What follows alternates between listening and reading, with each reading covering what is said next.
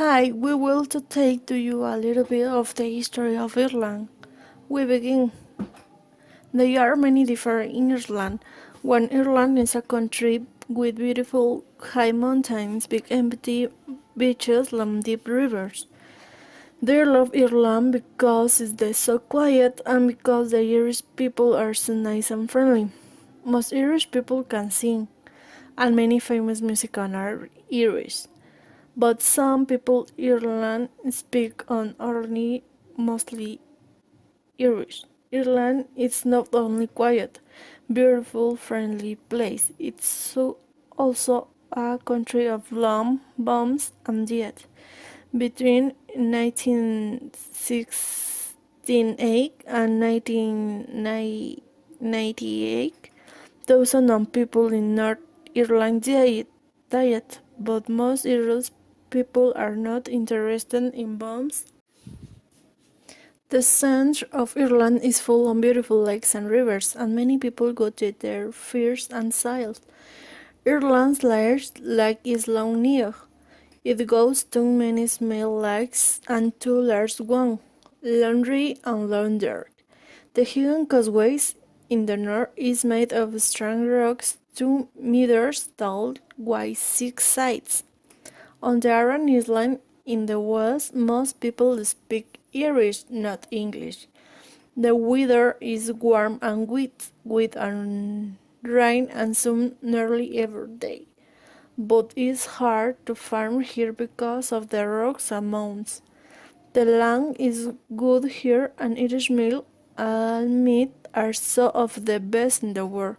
Farming is one of the most important jobs in Ireland. Thousands of horses live here too. Some of the best horses in the world come from Ireland. People go to watch horse races in many Irish towns. They loved singing and horse and stories, and they made beautiful gold and silver jewelry. Many men wore gold rings round their necks and arms. Phil McCall was a famous Celtic figure. There are many stories about Finn and his men. The Fianna, when there was a boy, he cooked a fish on fire. This fish knew everything about the world. Another famous soul was a Cuchulainn father had a brother Conor, who was a king of Ulster in the north of Ireland. Conor had a big dangerous dog which killed many men. Cuchulainn liked to play a Celtic game called hurling. In hurling, the players can carry a small hard ball in their hands and also with in which and stick.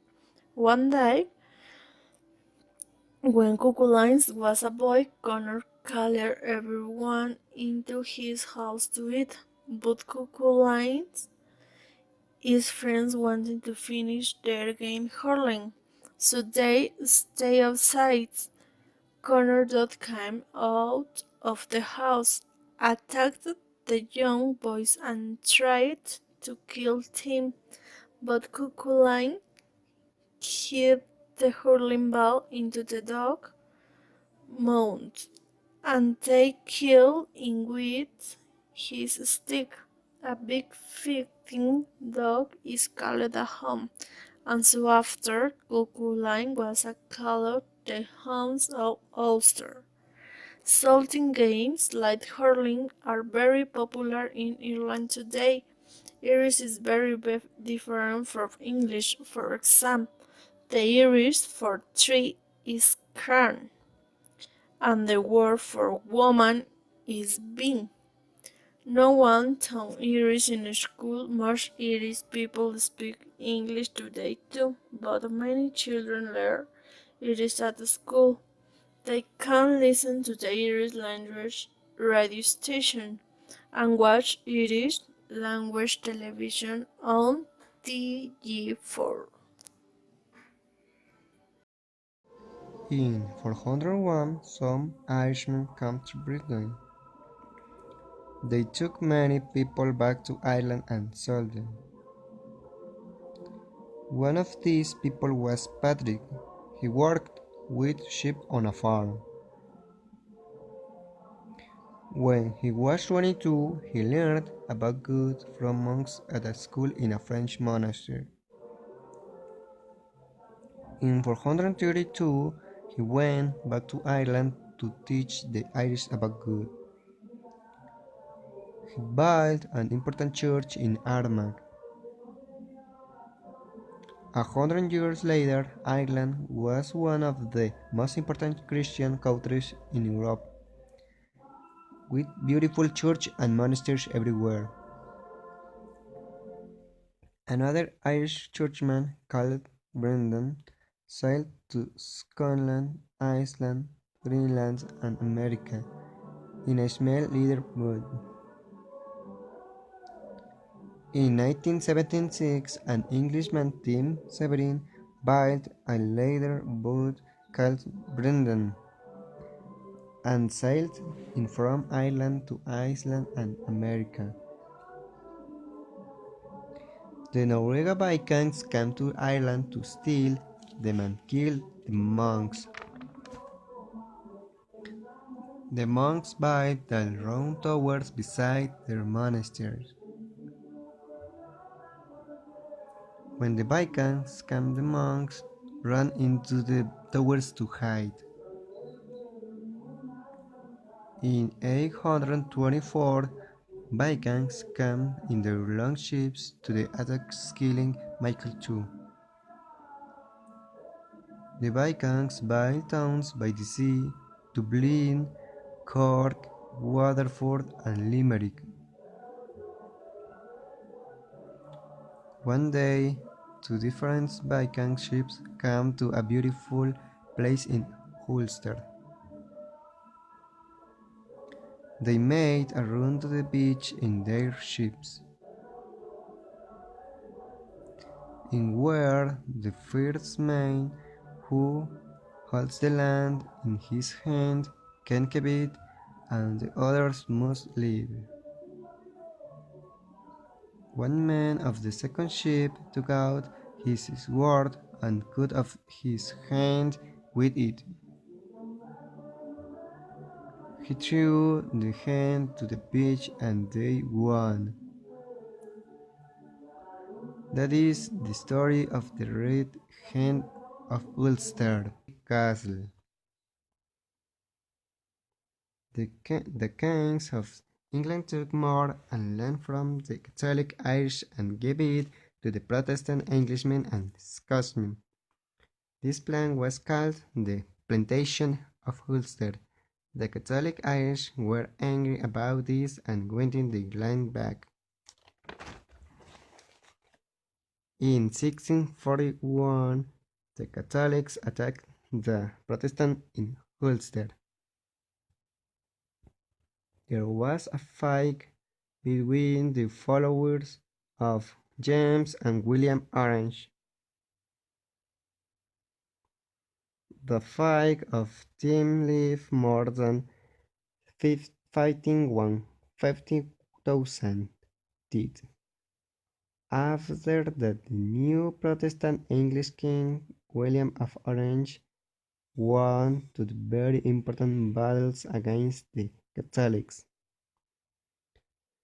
So, for the next 100 years, life was very difficult for Catholic Irish. In 1795 and 1798, the Irish, with the help of French ships and soldiers, fought the British, but the British won, and many Irishmen were killed. 30 years later, in 1801, the Act of Union made Ireland and Britain one country, with the Parliament in London. For 100 years after this, Catholic Irishmen, called nationalists, wanted to change the Act of Union, and Protestants, called Unionists, wanted to keep it. At this time, in the west of Ireland, many poor Catholics lived, on very small farms. They had only potatoes to eat.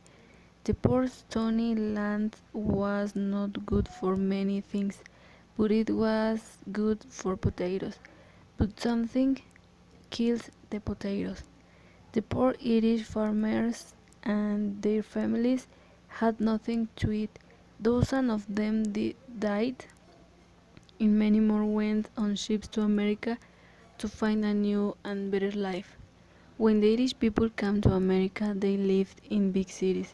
Every year on St. Patrick's Day, dozens of Americans marched through New York and remember how Irish people died because there was not food. When these poor Irish people died, the Irish language nearly died with them. In 1900, most Catholics were very poor, and every year dozens of them went to America or Britain to look for work. Catholic Irish nationalists wanted to end an act of union. They wanted a British Parliament to decide about things in Ireland, but the Protestants did not want to give it to them. In 1914, the British government decided to give Ireland an Irish Parliament. Ireland will still belong to Britain, they say, but the Irish Parliament will decide on Irish things like Irish schools, roads, and police. Most Irish nationalists were happy about this, but the Protestant Unionists were angry. In 1914, the First World War started. Most of the Protestant Unionists and many dozens of Irish Catholics went with the British Army to fight against Germany. But many Irish nationalists stayed in Ireland. We don't want to fight the Germans, they said. We want the British to leave Ireland. Perhaps the Germans can help us. In 1916, a group of Irish nationalists decided to fight for a free Ireland. Their leader, Patrick Pearse, wanted much more than Irish Parliament. For 6 long days there was a battle in Dublin, and many men died. After the battle, the government said that Pearse and 14 other important men had to die, and they died in prison. Nearly 2,000 other Sinn Féin men went to prison. In 1921, about 60% of the people of the Northern Ireland were Protestant and about 40% were Catholic. Today numbers are about 53% and 40%. Most of the Protestants want to be British and most of the Catholics want to be Irish. Hundreds of people have died because of this. From 1921 to 1971, Northern Ireland had a parliament and Stormont. Protestants had most of the best jobs and the best houses. Most of the police were Protestants too. In 1968, Catholics started to ask for a better life. They marched through the streets of Belfast and Derry, asking for better jobs and houses. The Protestant police and Orange men attacked the Catholic marches. Many marches were badly hurt, and all of them were angry and afraid. In 1969, British soldiers came to Northern Ireland to try to stop the fighting. Then the IRA started to kill soldiers and policemen, and so the British soldiers and police tried to find the IRA and put them in prison. Over the next 30 years, many terrible things happened. On Bloody Sunday, 30 January 1972, British soldiers killed 14 Catholic marches in Derry. On Bloody Friday, 21st July 1972, the IRA put 22 bombs in Belfast. All at the same time, 9 people died and 130 people were hurt. Protestant and Catholic, British and Irish. The IRA put bombs in pubs and streets and shops. They killed soldiers and policemen, but they also killed thousands of ordinary people. Protestant and the Ulster Defense Association, the UDA, killed thousands of the United Catholics too. By 1979, there were hundreds of IRA and UDA men in prison. Because of this, some prisoners decided in 1980 to stop eating. They drank water, but they did not eat. Day after day, they got dinner of dinner. After 66 days, the first man, Bobby Sands, died. Then another man died, and another. Then men died in prison because they wanted to be political prisoners. Then Margaret Thatcher, the British Prime Minister, decided that this must stop. Today, Catholics and Protestants still don't agree about many things in Northern Ireland, but after 30 years of fighting, peoples are starting to talk to each other, and most people are happy about that. In 1998, the British and Irish government met with Sinn Féin and the Ulster Unionists. They wanted to end the fighting in Northern Ireland. Together, they made the Good Friday Agreement. One of the most beautiful buildings besides of the river is the Custom House. There is a nice walk along the river from the Custom House to the O'Connor Bridge. North of the bridge is O'Connor Street. Not far from here, Dublin's biggest Catholic church. Dublin is the most important city in the Republic of Ireland. Its population is 496,000. The River Liffey goes through the center of Dublin. Some people say the Ireland's famous black beer, Guinness, is water from the River Liffey.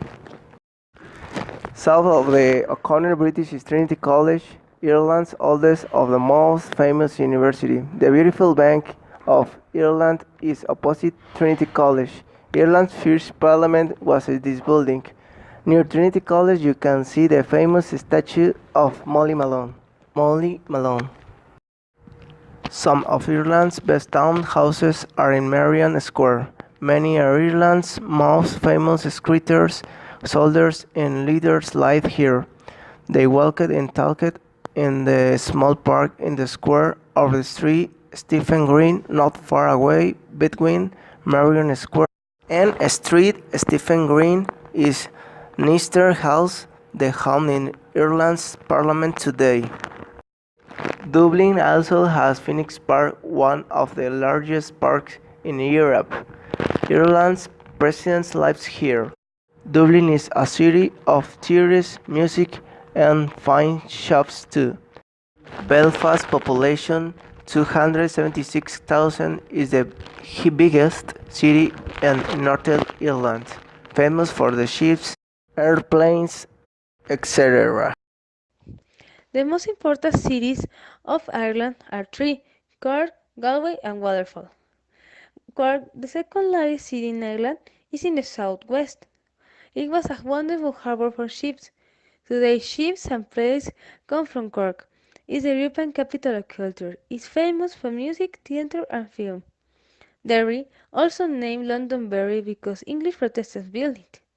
They're the second city of Northern Ireland. In the time of the Vikings, there was a small monastery.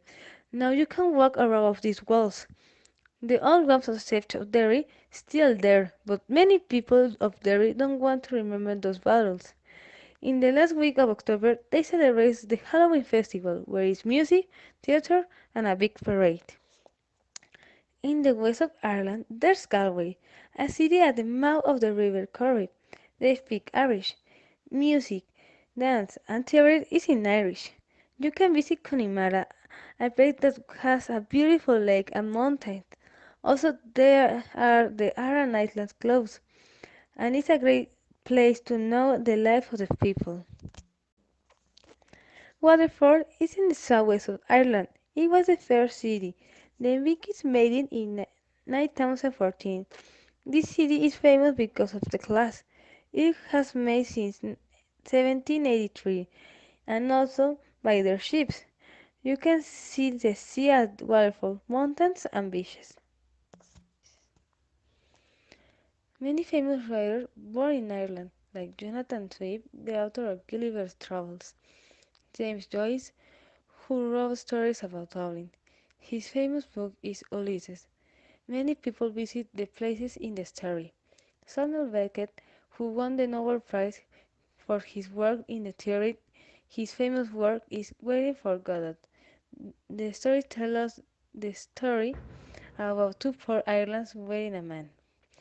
A famous poet was Seamus Heaney, who won the Nobel Prize from his poems. Some people in Ireland didn't like the works of Joyce and Beckett. Irish government thought that books like Ulysses were wrong. Life was difficult, Ireland was poor, and it was difficult to find work. Many young people have to leave Ireland. Some singers, like Bob Dylan, were angry because of those things. His life was so difficult. He was often alone, and he saw many poor people in Dublin. So his band, Bottom Town Rats, didn't stay quiet. His song Banana Republic is about the bad government and the poverty of Ireland. Both wanted to change the world. So in 1985, he planned some concerts called Band Aid and Live Aid. The money of the concert was used to help hungry people in Africa. He asked in many countries to give. In 2005, he did a concert called Live Aid with Bono from U2. U2 are the biggest band in the world. The band do a lot to help poor people of the world. Another famous bands are Boyzone and Westlife. Also, there are famous singers like Sinead O'Connell, Aina, and Afoyeni.